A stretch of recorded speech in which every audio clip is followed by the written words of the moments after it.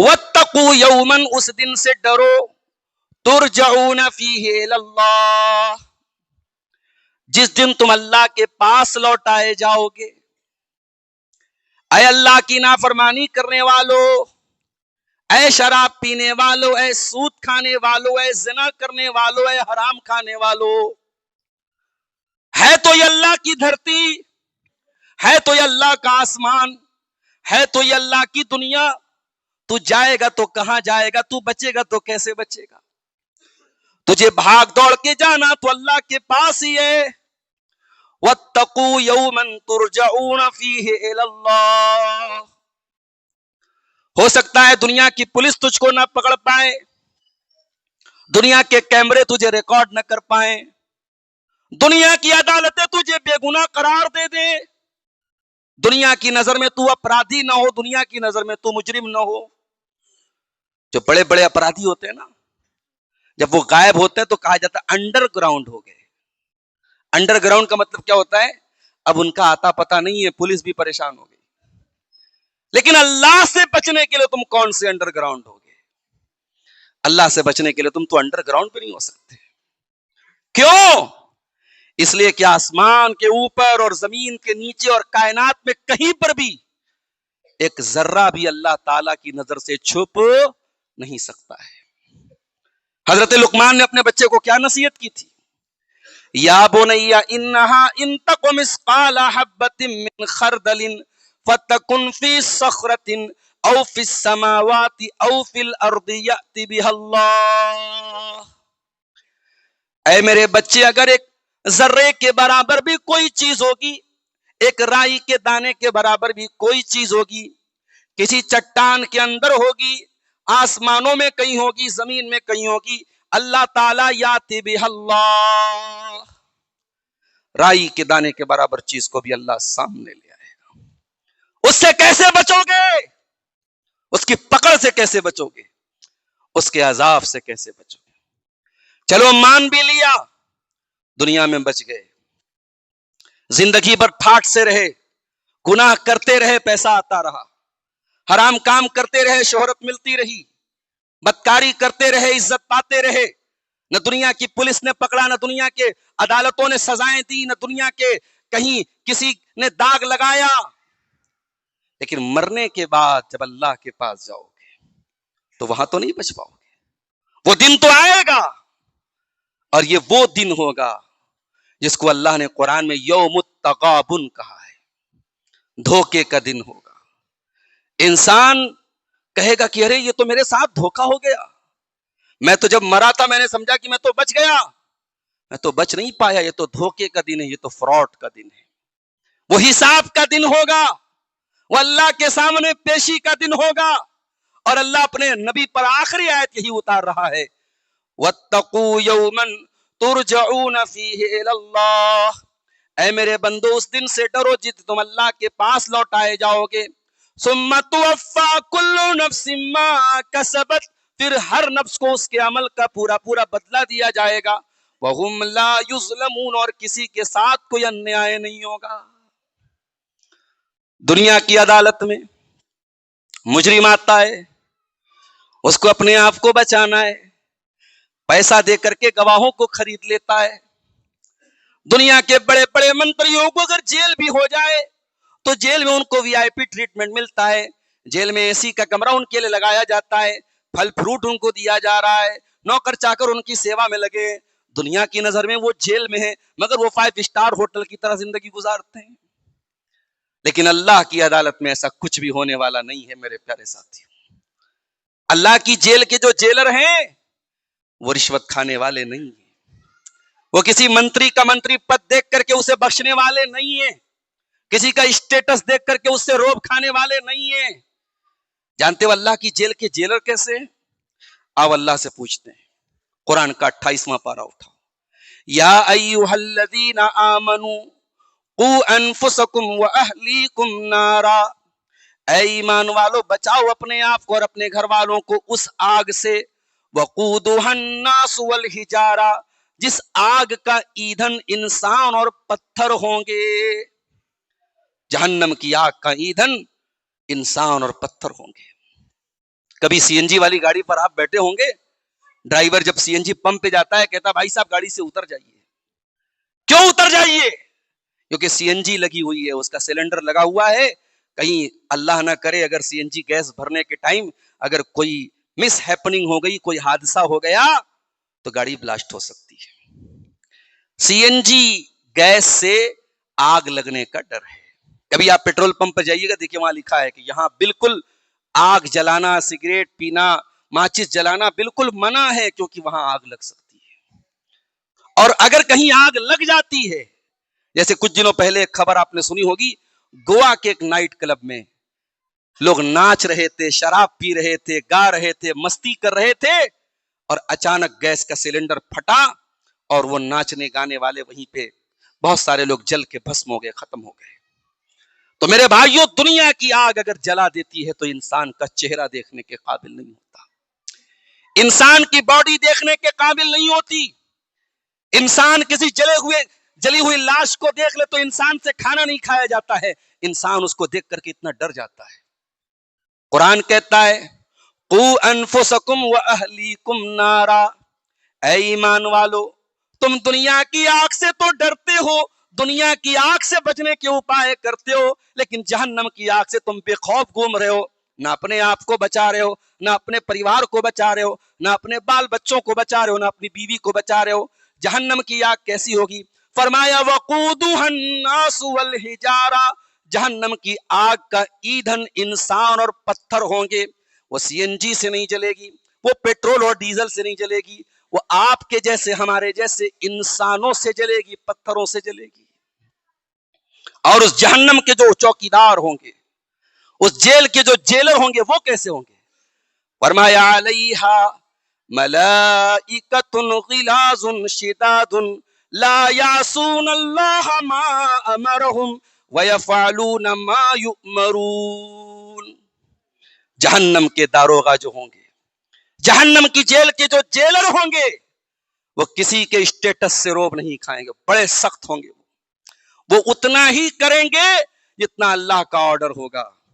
وہ جہنمیوں کو ایک گھونٹ پانی بھی نہیں پلائیں گے. جہنمی کہیں گے کہ اے جہنم کے داروغہ, جہنم کے داروغہ کا نام کیا ہوگا؟ جو ان کا ہیڈ ہوگا اس کا نام مالک ہوگا. جنت کا جو داروغہ ہوگا اس کا نام رضوان ہوگا, اور جہنم کا جو داروغہ ہوگا اس کا نام مالک ہوگا. وَنَادَوْا يَا مَالِكُ لِيَقْضِيَ عَلَيْنَا رَبُّكَ قَالَ إِنَّكُمْ مَاكِثُونَ. جہنمی بولیں گے اے جہنم کے داروغہ, اپنے رب سے کہہ دو ہمیں ختم کر دے, بار بار نہ تڑ پائے, بار بار سزا نہ دے. جہنم کا داروغہ بولے گا یہ میری ڈیوٹی نہیں ہے, یہ مجھے الاؤڈ نہیں ہے, میں تم کو مار بھی نہیں سکتا, تمہیں موت بھی نہیں دے سکتا. قال انکم ماکثون, اے جہنمیوں تمہیں اسی جہنم میں بار بار تڑپنا ہے, جلنا ہے, تمہیں موت نہیں آئے گی. اللہ اکبر. اسی لیے ہمیں جو سب سے بہترین دعا سکھائی گئی قرآن میں, جو یہاں سے لے کے مکے تک پڑھتے ہیں, خانہ کعبہ کا طواف کرنے کے ٹائم بھی پڑھتے ہیں, اور ربنا آتنا فی الدنیا حسنۃ وفی الآخرۃ حسنۃ وقنا عذاب النار. اے پروردگار دنیا کی بھلائی بھی عطا کر دے, آخرت کی بھلائی بھی عطا کر دے, اور جہنم کے عذاب سے ہم کو بچا لے. اسی لیے اللہ کہتا ہے کہ جو میرے عقل مند بندے ہیں, جو میرے جینیس بندے ہیں, جو بدھیمان بندے ہیں, جن کے اندر سوچنے سمجھنے کی صلاحیت ہے, وہ جب کائنات پہ غور کرتے ہیں تو ان کی زبان سے بے ساختہ کیا نکلتا ہے؟ ربنا ما خلقت هذا باطلا سبحانك فقنا عذاب النار. اے اللہ تو نے اس یونیورس کو, اس کائنات کو, اس برہمانڈ کو, اس زمین کو, اس آکاش کو, اے اللہ تو نے بیکار نہیں پیدا کیا ہے. یقیناً ان کے پیچھے ایک ادیش ہے, ایک مقصد ہے, ایک ٹارگٹ ہے, اور وہ ٹارگٹ یہ ہے اللہ کے بندے اللہ کی عبادت کریں. اے اللہ ہم اس مقصد کو پہنچ چکے ہیں, سمجھ چکے ہیں, اے اللہ تو ہمیں جہنم کی آگ سے بچا لے. دنیا میں آپ جھوٹے گواہ کھڑے کر لیں گے, اللہ کی عدالت میں کہاں سے جھوٹا گواہ لاؤ گے میرے بھائی؟ وہاں یہ ہاتھ بھی گواہی دے گا, الیوم نختم علی افواہہم، اللہ کہتا ہم قیامت کے دن تمہارے منہ کے اوپر مہر لگا دیں گے، تم منہ سے کچھ نہیں بولو گے۔ الیوم نختم علی افواہہم، ہم تمہارے منہ کے اوپر مہر لگا دیں گے، وتکلمنا ایدیہم وتشہد ارجلہم بما کانوا یکسبون، تمہارا ہاتھ گواہی دے گا تم نے ہاتھ سے کس کو مارا تھا، کس کا حق مارا تھا، کس سے پیسہ ہڑپا تھا، کس کی زمین کا قبضہ کیا تھا، تم نے ہاتھ سے جتنے حقوق العباد پر ناجائز قبضہ کیا ہے، جتنے لوگوں کا تو نے حق مارا ہے، بھائی نے بھائی کے اوپر زیادتی کی ہے، چچا نے بھتیجے کے اوپر ظلم کیا ہے، بہن نے بھائی نے بہن کے اوپر ظلم کیا ہے، یہ ہاتھ بولے گا، یہ ہاتھ بولے گا۔ وَتَشْهَدُ أَرْجُلُهُمْ بِمَا كَانُوا يَكْسِبُونَ، اور پیر بھی بولے گا، اس پیر سے تو نے ناجائز زمین کی رجسٹری کرانے کے لیے تو کچہری گیا تب پیر بولے گا، اس پیر سے تو چل کر کے ناچ گانے کی محفل میں گیا تھا، آرکیسٹرا دیکھنے گیا تھا، ناچ گانا دیکھنے گیا تھا، ڈی جے دیکھنے گیا تھا۔ وَتَشْهَدُ أَرْجُلُهُمْ بِمَا كَانُوا يَكْسِبُونَ، تیرا پیر بتائے گا اے اللہ یہ بہت بڑا تیرا نافرمان تھا۔ آج کل ایک چشمہ آیا ہے، مل جائے گا آپ کو انٹرنیٹ پہ، 3-4 ہزار روپے میں مل جائے گا، اس چشمے میں کیمرہ لگا ہوا ہے، آپ سامنے والے سے بات کر رہے ہیں، آپ کو اندازہ بھی نہیں ہوگا کہ وہ آپ کی باتوں کو ریکارڈ کر رہا ہے۔ ابھی تو شروعات ہوئی ہے، آگے چل کر کے آپ دیکھیے گا کہ انسان بظاہر کچھ بھی نہیں پہنے ہوئے ہے لیکن وہ آپ کی سب باتوں کو ریکارڈ کرے گا۔ اے انسان، تیرے پاس اللہ کا بنایا ہوا چھوٹا سا دماغ ہے، اگر تو اپنے دماغ سے ایسا چشمہ بنا سکتا ہے جو چیزوں کو ریکارڈ کرے، ایسی گھڑی بنا سکتا ہے جس گھڑی سے باقاعدہ ریکارڈنگ ہو سکتی ہے، بات ہو سکتی ہے، ایسی پین بنا سکتا ہے جو پین ریکارڈنگ کر رہی ہے، تو وہ اللہ جس نے تجھ کو پیدا کیا ہے، جس نے تجھ کو دماغ دیا ہے، وہ اللہ بھی تیری ایک ایک چیز کو ریکارڈ کر رہا ہے، اور اس اللہ نے تیری آنکھوں میں کیمرہ لگا کے رکھا ہے۔ ہمارا نوجوان موبائل لینے جاتا ہے نا، آج کل 1.25 لاکھ روپے کا موبائل مل رہا ہے بھائی صاحب۔ ہمارے سالے صاحب اللہ جزائے خیر دے ان کو، انہوں نے 1.25 لاکھ کا موبائل لیا، میں نے پوچھا بھیا اس میں کیا خاص بات ہے؟ بولے اس کا کیمرہ بہت اچھا ہے۔ 1.25 لاکھ روپے کا موبائل آج ہمارا نوجوان لے رہا ہے، کوئی آئی فون لوگ لیتے ہیں 70-80 ہزار روپے سے شروعات ہے اس کی، تو کیمرہ بہت زبردست ہے۔ مگر کسی ڈاکٹر سے جا کے پوچھو کہ ڈاکٹر صاحب یہ 1.25 لاکھ کا موبائل ہے، 80 ہزار کا موبائل ہے، اس موبائل میں جو لینس لگا ہے یہ زیادہ پاورفل ہے یا ہماری آنکھوں میں لگا ہوا لینس زیادہ پاورفل ہے؟ ڈاکٹر بولے گا کہ نہیں صاحب، آنکھوں سے زیادہ پاورفل آپ کے کیمرے کا لینس نہیں ہے۔ کیمرہ کتنی دور تک کیپچر کرے گا، مگر آپ کی آنکھیں جتنی دور تک کیپچر کر لیں گی، اور آنکھوں میں جو شکتی ہے وہ کیمرے کے اندر نہیں ہے۔ یہ اللہ تعالیٰ کا بنایا ہوا کیمرہ ہے، اور ہمیں یہ لگتا ہے کہ ہماری آنکھیں صرف دیکھ رہی ہیں، نہیں، ان آنکھوں کے اندر آٹومیٹک ریکارڈر بھی لگا ہوا ہے۔ ہمارے کان، جب ہم رات میں سوتے ہیں تو جانتے ہو ہمارا کان سب سے پہلے بند ہوتا ہے، کسی کو سلانا ہو نا، اس کو بالکل آواز نہ آئے وہ سو جائے گا، آواز کا بڑا گہرا تھا، اگر شور شرابہ ہو تو سونا مشکل ہے، لیکن کان کو بند کر دیا جائے تو انسان، میں ایک ویڈیو دیکھا تھا میں نے یوٹیوب پر کہ ایک وہ جو ہے مرغا جو ہے، مرغی یا مرغا، اس کو پکڑ کر کے ایک آدمی نے کیسے کیسے اس کا کان بند کر دیا، مرغا سو گیا، 2 منٹ میں مرغا سو گیا۔ تو کان کا بڑا گہرا تعلق، کان کے اندر بھی اللہ تعالیٰ نے ریکارڈنگ سسٹم رکھا ہے۔ کان سے آپ کیا سن رہے ہیں، کون سا گانا سن رہے ہیں، کون سی چیزیں سن رہے ہیں، اور آنکھوں سے کیا ویڈیو دیکھ رہے ہیں، یہ آنکھیں سب ریکارڈ کر رہی ہیں، یہ کان سب ریکارڈ کر رہے ہیں، اور یہ آنکھ اور کان یہ قیامت کے دن اللہ کے سامنے ہماری ریکارڈنگ کو پیش کریں گے۔ حتی اذا ما جاؤہا، قیامت کے دن تب جب تم اللہ کے سامنے لائے جاؤ گے، شہید علیہم سمعہم وابصارہم وجلودہم بما کانوا یعملون، تمہارے کان تمہارے خلاف گواہی دیں گے، تمہاری آنکھیں تمہارے خلاف گواہی دیں گی، تمہارے بدن کی چمڑی تمہارے خلاف گواہی دے گی۔ وقالوا لجلودہم لما شہدتم علینا قالوا انطقنا اللہ الذی انطق کل شیء. انسان کہے گا اے چمڑی تو کیسے بول رہی ہے؟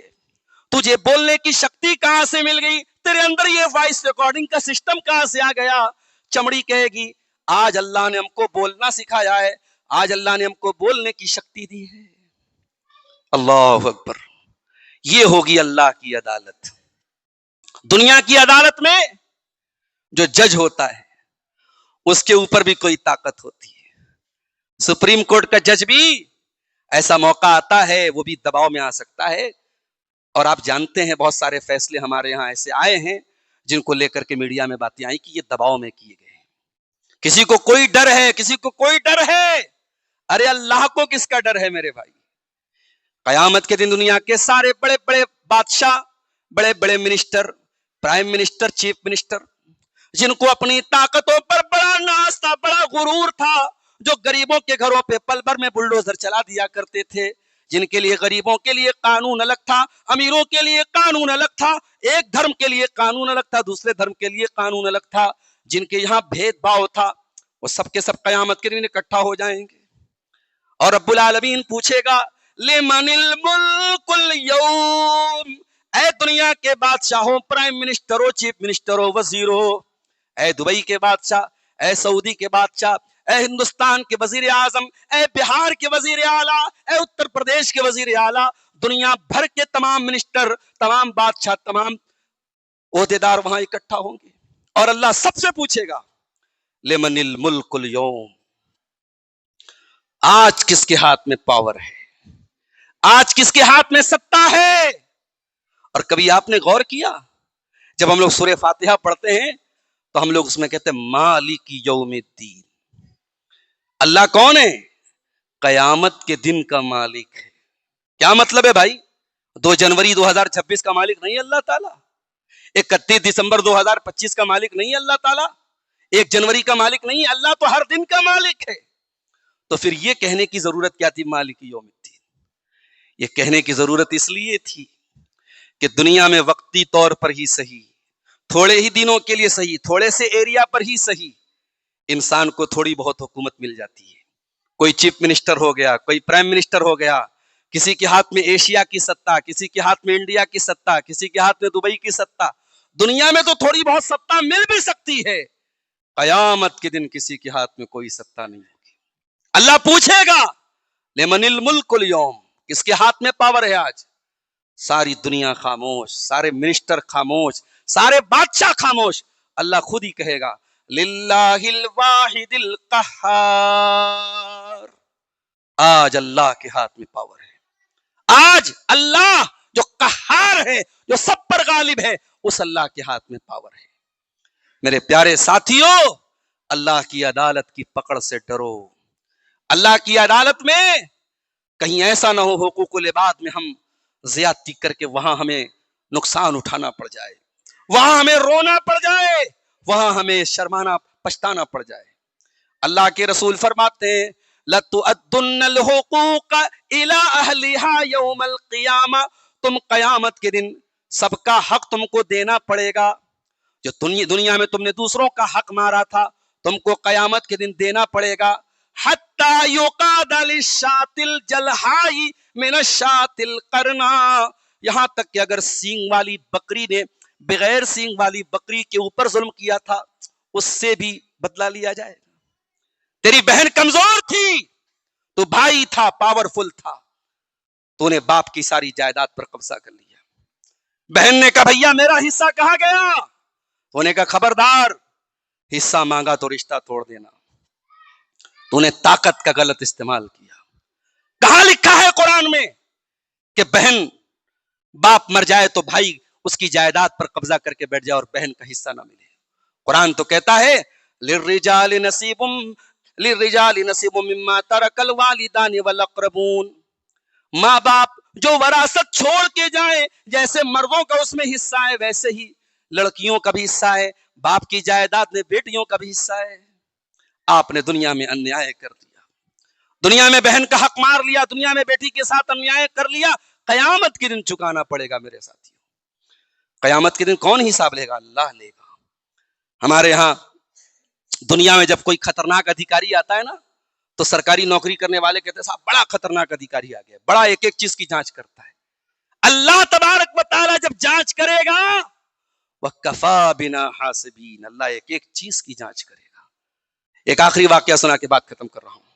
اللہ کے رسول کے پاس ایک صحابی آئے، کہا اے اللہ کے نبی میرے کچھ غلام ہیں، میرے ساتھ بدتمیزی کرتے ہیں، گالی گلوچ کرتے ہیں، اے اللہ کے نبی میں کبھی کبھی اپنے غلاموں کو سزا بھی دے دیتا ہوں، مار بھی دیتا ہوں، کیا اللہ تعالیٰ کیا میری پکڑ ہوگی؟ اللہ کے نبی نے کہا کہ اگر تمہارے غلام تمہارے ساتھ جو بدتمیزی کرتے ہیں، نافرمانی کرتے ہیں، اگر ان کی غلطی زیادہ بڑی ہے اور تمہاری سزا کم ہے تو تمہاری نیکیوں میں اضافہ ہو جائے گا، تمہارے گناہ معاف ہو جائیں گے، تمہاری نیکیوں میں اضافہ ہو جائے گا۔